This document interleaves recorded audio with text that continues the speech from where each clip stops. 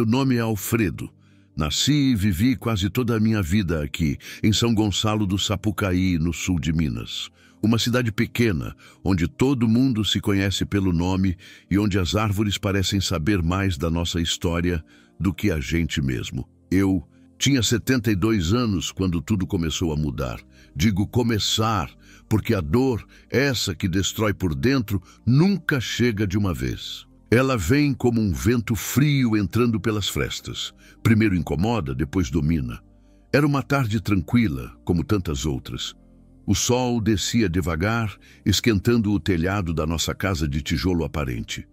Eu estava na varanda, tomando café, com pão de queijo, ouvindo uma velha música do Nelson Gonçalves no radinho portátil que ganhei do meu neto.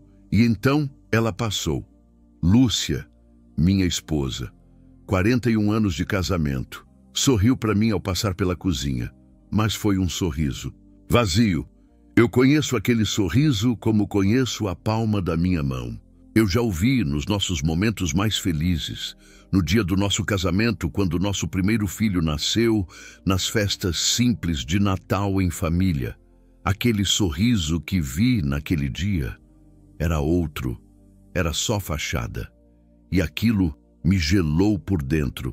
Comecei a reparar nos detalhes. No café que ela fazia para mim todas as manhãs e que agora vinha sem açúcar, não por esquecimento, mas por descuido. Nos abraços que ficaram curtos demais. Nas conversas que só falavam do que precisava ser feito, mas nunca do que a gente sentia. E no maldito celular.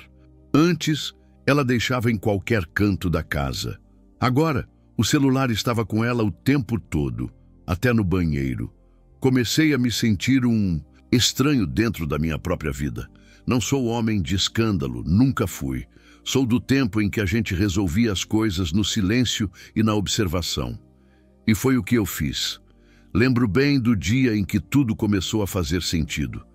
Ela tinha saído para visitar uma amiga, como dizia fazer com frequência, mas voltou com o cheiro de um perfume que não era dela. Estranhei, mas não falei nada. No dia seguinte, o celular vibrou em cima da mesa enquanto ela lavava a louça. A tela acendeu por um segundo. Uma mensagem curta. Sonhei com você de novo. Te vejo sábado. Meu coração parou. Eu não abri a conversa. Não precisava. Bastava aquilo. Era como se todas as peças se encaixassem num quebra-cabeça que eu nunca quis montar. Sentei na beira da cama. O rádio ainda tocava na varanda. E eu ali, com o mundo desmoronando por dentro. Não gritei, não chorei. Fiquei em silêncio. Um silêncio pesado, denso, que parecia preencher todos os cômodos da casa. E nesse silêncio, algo dentro de mim começou a acordar. Sabe, quando a gente envelhece, começa a entender que nem toda dor precisa de plateia. Há dores que só podem ser vividas na solidão. E ali, naquela noite, eu comecei a entender que estava diante da maior delas. Nos dias que vieram, continuei observando. Cada gesto dela era uma punhalada disfarçada. A forma como escondia o celular quando eu entrava na sala. O jeito de sorrir para a tela. Um sorriso que já não era mais meu. E principalmente a ausência. Aquela ausência de alma que ninguém consegue esconder por muito tempo. Foi nesse período que me lembrei de uma frase que meu neto me mostrou certa vez. De um tal de Epicteto. Não é o que te acontece que te destrói, mas como você reage ao que acontece. Na hora, eu não dei muita importância. Mas agora, aquelas palavras voltaram como um sussurro dentro da minha cabeça. Como se fossem um aviso. E então eu entendi. A dor que eu estava sentindo não era só por causa da traição dela. Era também pelo tanto que eu tinha me deixado apagar com o passar dos anos. Pelas vezes que engoli palavras, que aceitei o descaso, que fingi não ver, que me escondi atrás da rotina. A verdade é que eu já não me reconhecia mais, e isso me doía mais do que qualquer mensagem escondida no celular. Naquele domingo, caminhei até a represa, como fazia quando era jovem. O céu estava nublado, o vento soprava firme. Sentei na beira, joguei uma pedra na água e fiquei ali, não pensando, apenas sentindo. E ali, naquele silêncio, eu entendi algo profundo. Eu não queria vingança. Eu queria de volta o homem que um dia fui. Não é o golpe que destrói, é a quebra do que parecia eterno. Lembro até hoje do cheiro da chuva naquele dia. Era uma terça-feira nublada. O tipo de dia que parece ter sido feito sob medida para uma revelação. O céu parecia carregar o mesmo peso que eu vinha sentindo no peito. Fui buscar pão na padaria, como fazia todas as manhãs. A moça do caixa, que me conhecia desde sempre, sorriu de um jeito estranho. Um sorriso enviesado, desconfortável. Eu notei. A gente sempre nota quando algo sai do lugar, mesmo que finja que não. No caminho de volta, algo me fez pegar um atalho por uma rua que eu raramente passava. E foi ali, na esquina da floricultura antiga, que vi o carro. O carro dele, sim, dele. O tal amigo da Lúcia. Um homem uns 20 anos mais novo que ela, conhecido na cidade por seus sorrisos fáceis e charme ensaiado. Eu já o tinha visto antes, mas nunca dei importância. Agora, parado ali, com o carro estacionado do lado de fora da casa da amiga que minha esposa dizia visitar. Tudo fazia sentido. Esperei. De longe, atrás de um orelhão velho que já nem funcionava, vi quando ela saiu. Lúcia, bonita como sempre, vestida com um cuidado que ela já não tinha mais comigo. Ela se aproximou do carro, abriu a porta, entrou e riu. Um riso alto, livre. Um riso que fazia anos que eu não ouvia vindo dela. Ali eu não senti raiva, senti ausência. Senti como se eu estivesse assistindo a vida de outro homem. Como se tudo aquilo, o casamento, a casa, as histórias, os filhos, fosse um livro que alguém tinha fechado sem me avisar. Voltei para casa caminhando devagar. Cada passo parecia pesar o triplo. O portão velho rangeu como sempre. Mas naquele dia, aquele som parecia um aviso de que tudo o que eu conhecia estava prestes a mudar. Entrei, tirei os sapatos, sentei na poltrona. O rádio estava ligado, tocando uma música do Ataúfo Alves. Meu mundo caiu. Não era coincidência. Às vezes, o universo fala através das coisas mais simples. Naquela noite, Lúcia voltou e agiu como se nada tivesse acontecido. Me deu um beijo na testa, me perguntou como foi meu dia, e eu respondi, como sempre fazia. Foi tranquilo. Mas, dentro de mim, nada mais estava tranquilo. Fiquei observando ela atravessar o corredor. A mulher com quem dividi 4 décadas da minha vida. Com quem enterrei meus pais, criei meus filhos, chorei perdas, celebrei aniversários. A mulher que me ensinou a amar e agora me ensinava o que é ser esquecido. Naquele momento, me lembrei de uma história do meu pai. Ele dizia que certa vez, durante a guerra, conheceu um homem que sobreviveu a um bombardeio por ter mudado de caminho por impulso. Meu pai perguntava, você acredita em destino ou em instinto? E o homem respondeu, acho que no fundo são a mesma coisa. A alma sente o que a razão ainda não entende. Foi isso que eu senti ali. A alma me dizia que não adiantava mais fingir, que algo dentro de mim estava ruindo e que se eu não agisse, eu seria engolido por aquele silêncio. Não, eu não queria vingança. Ainda não. Naquela noite, abri uma velha caixa de fotos guardada no armário. Revirei nossas lembranças uma a uma. Vi o rosto dela jovem, sorrindo ao meu lado.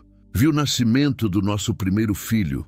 Vi viagens, festas, cafés da manhã na varanda. Vi o que fomos, o que deixamos de ser e percebi que ela não era mais aquela mulher.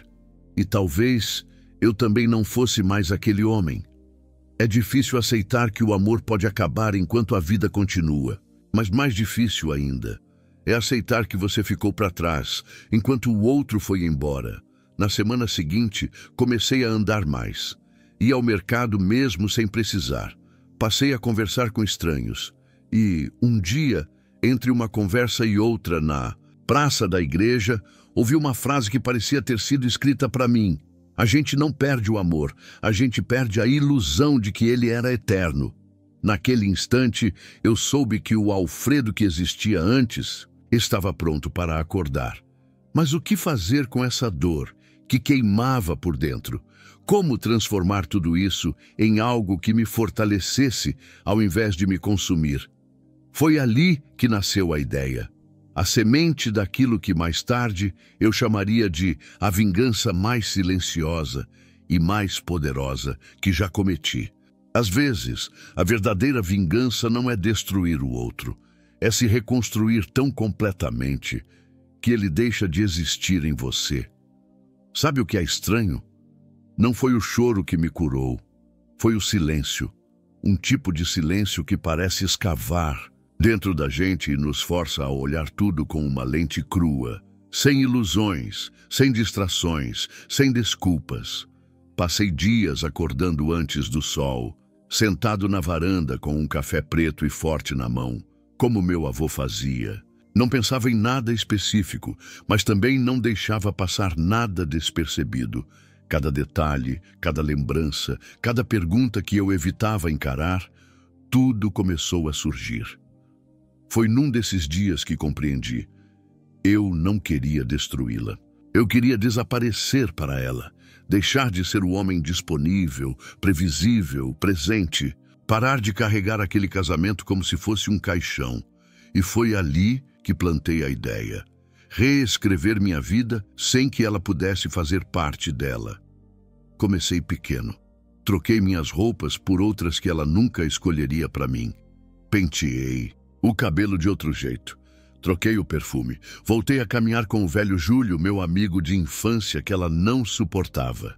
Passei a frequentar uma biblioteca no centro, onde encontrei velhos conhecidos e novas conversas. E, acima de tudo, parei de perguntar onde ela ia. Parei de esperar. Parei de estar ali para ela. E isso a perturbou profundamente. Ela começou a me observar em silêncio. Comentava minhas roupas novas com um riso nervoso, como quem tenta disfarçar incômodo. Um dia, notou que eu havia mudado de colônia. "Esse cheiro não é você", ela disse. E eu sorri. Não mesmo. Ela não entendeu, mas sentiu. Na semana seguinte, voltei a um projeto antigo, restaurar o galpão no fundo do quintal. Durante anos, aquilo tinha sido apenas um depósito de coisas esquecidas. Mas para mim, agora seria meu refúgio, um novo território, meu templo. Comprei algumas tábuas, lixei tudo à mão, sozinho. Levei dias organizando o espaço, pintando as paredes, pendurando quadros antigos que eu mesmo fiz quando era jovem. Reacendi hobbies que o tempo tinha apagado. Escrever, esculpir, madeira, montar maquetes. Criei meu próprio mundo, um onde ela não entrava. E o mais simbólico, coloquei uma fechadura nova na porta do galpão. Ela me olhou com estranheza quando ouviu o clique. Ela percebeu. Eu estava me fechando. E isso a assustou mais do que qualquer briga. Um dia, me pediu para jantar fora, um restaurante que frequentávamos nos nossos aniversários de casamento. Disse que queria voltar ao que éramos. Mas veja, ela não percebia. Eu já não era mais o mesmo.